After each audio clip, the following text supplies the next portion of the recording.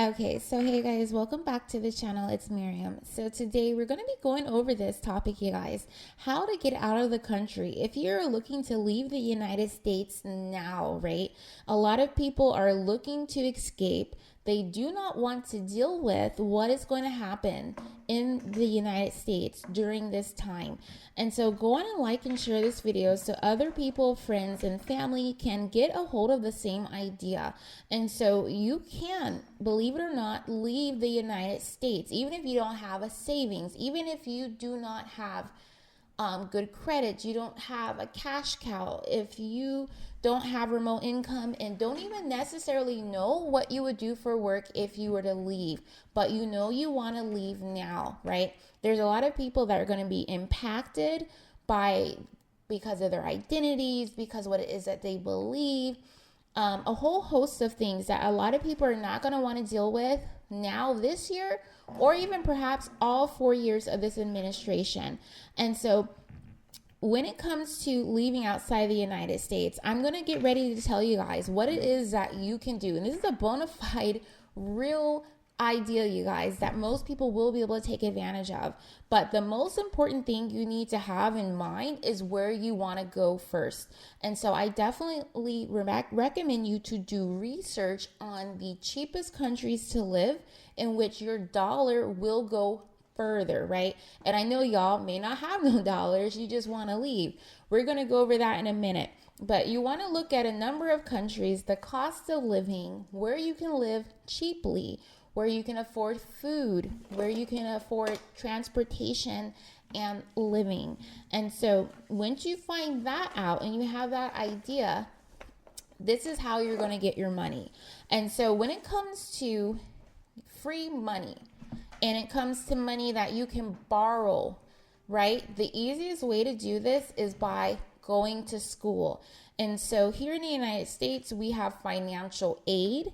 And financial aid isn't just something that some people get if they're low income. Financial aid entitles most students, right, the ability to take out loans. And so this is how you're going to get your money to travel the world, to leave out of the US.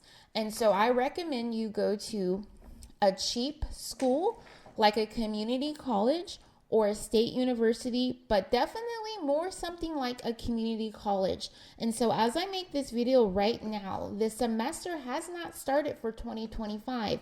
And so you still may have a chance to get enrolled in school for this semester or summer school, right? And so the easiest thing about community colleges is a lot of them do not have any requirements but to be 18 or to have a high school diploma, okay? And so a lot of times community colleges do not have the list of lengthy requirements other universities has. And so oftentimes you can easily apply for enrollment and apply online. And so since 2020, a lot of schools now are online and they offer their full degrees online.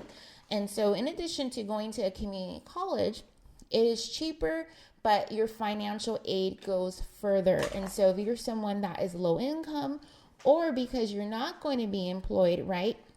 Because you will not be living here in the United States, you will be unemployed and be a full-time student.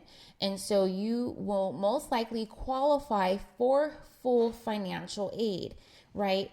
And on top of that, you will have the ability to get loans. And so this is why you want to go to the cheapest school possible, because the more financial aid you qualify for, the more loan ability, borrowing through the federal government, you will have more money for your livelihood. And so keep this in mind, right? Because when you're a student, part-time or full-time, you technically are allowed to borrow a certain amount, which is supposed to not just cover the cost of your schooling, the classes, but also to your dorm or your apartment, right? And so normally a lot of schools will allow a student to borrow anywhere of $10, $15, or $20,000 a year. And so definitely living in another country, that is going to be the kind of money that is going to allow you to live there and not have to worry. right? And so I know this is a great idea for those who are looking to escape, to leave the United States very quickly within a year or less, but don't necessarily have a savings, right? And so if you go to a community college, which is normally very affordable, very cheap. So I'm going to give you guys an example because I live here in California, and going to a community college, there were different grants that were available, right? And so there was a governor's grant that took care of the classes. Also, too, the state of California had Cal Grant.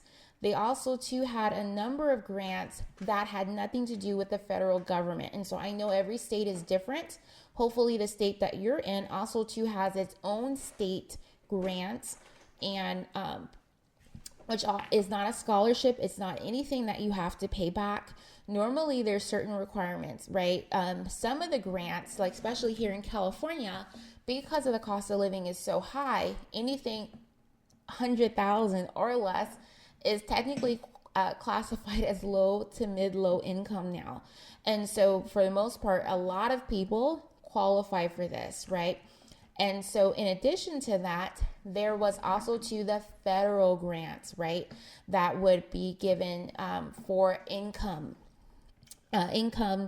Normally there is a family requirement, right, depending on if it's you or how many people that are in your family, if you have children, right? Normally then there was an income limit, and then you could get awarded that. And I believe now today in 2025, because Biden had increased it, I believe it's $74.95 a year. And then in addition to that, you're able to take out loans, subsidized and unsubsidized, right? And some federal loans do not have any interest that incurs until it's time, until you're out of school. And so this will allow you to get a lot of money. And a lot of times people, after paying for the classes, or again, the classes are paid for, you normally will then have tens of thousands of dollars. And so this will allow you to be able to afford to live in another country, right? And so, of course, I know I'm going to get some people saying, well, you're supposed to be a resident of the state. You're supposed to be living in the state. Well, y'all, this is real life, right? Do you report to your school when you go to a funeral? Do you report to your school when you go out for summer school vacation? No, you don't, right?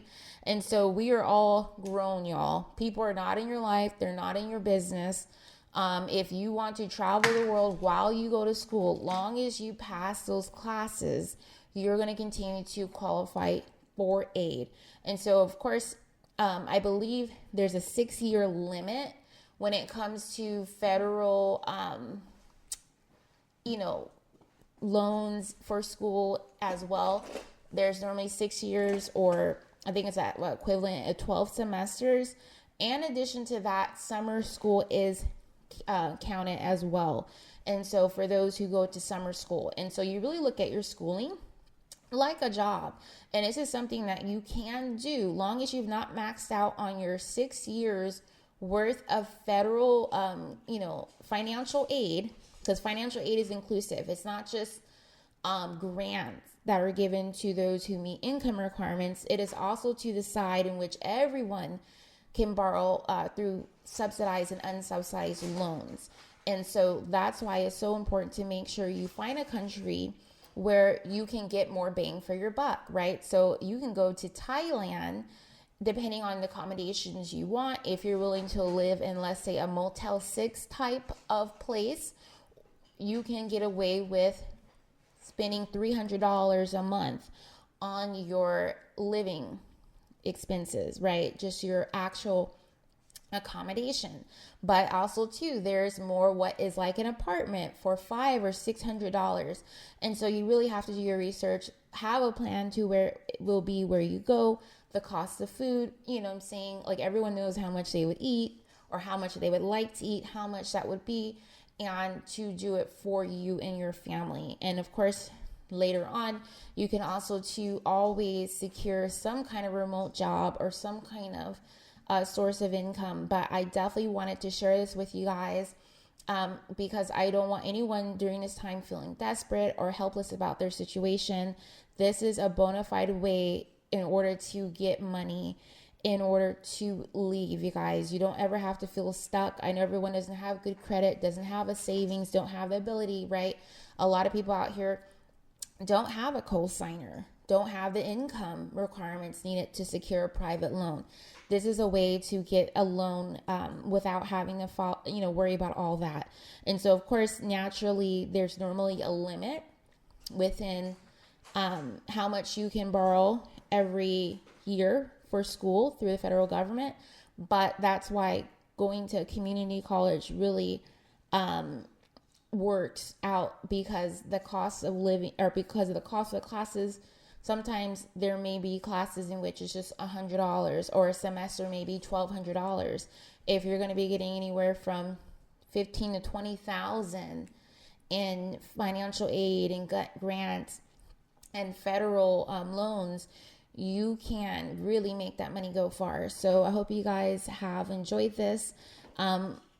Everyone, if you have another way besides the way I have said, definitely put it down below.